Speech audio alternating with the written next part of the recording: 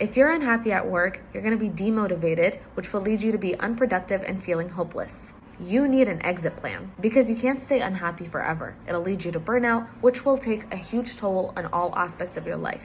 Refer back to my video on burnout to learn more. So you're unhappy. What do? You have 4 options. Quit without a backup plan. You can take your time to relax, search for other options, do whatever you want. 2, search for other options while you stay at your current job and quit once you've secured another position. 3, strongly ask for changes from your supervisor. And finally, start your own side hustle.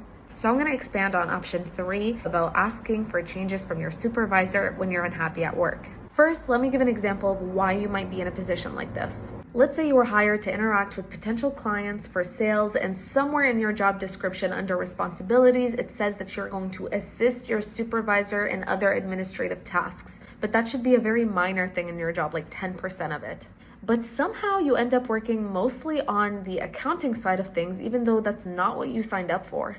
So you're not happy and you want changes. Now you need to understand something. You are in no position to ask for changes if you've been a bad employee. So here's the difference between a bad employee and a good one.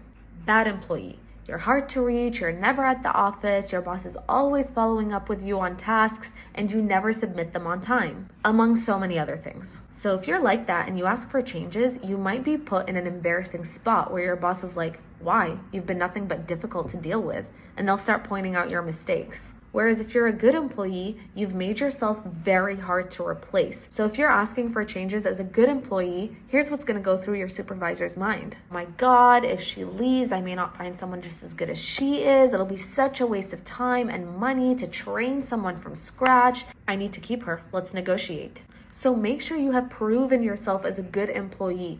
That way, it'll be a bigger loss for them to replace you than to give in to your changes. Worst case scenario, they say no, in which case you then decide for yourself if you should stay or leave. But at least you tried and you were in a good position to do so. You remember the quote I mentioned in another video? You miss 100% of the shots you do not take. If you're dealing with an extremely difficult boss, ask yourself why you're in this job. Is it worth it if you're going to keep working under his supervision? If you believe it's worth it and you believe you've been a good employee, but you confront your boss about it, he might resist or say that you've been a bad employee or whatever just because they're difficult to deal with, here's what you can do.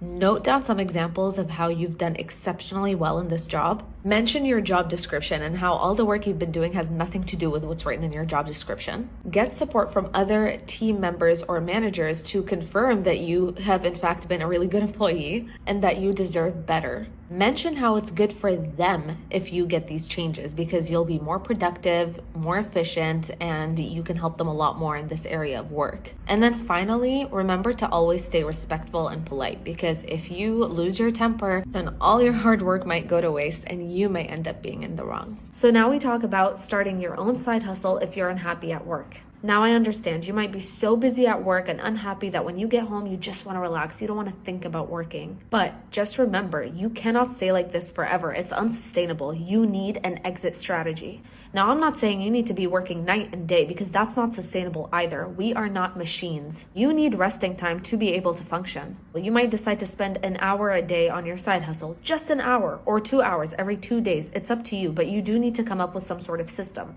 And if you stay consistent, then eventually you'll have made enough progress on your side hustle that you can leave your day job. If you dedicate just an hour a day on your side hustle, think about where you'll be in a year. It might be worth it.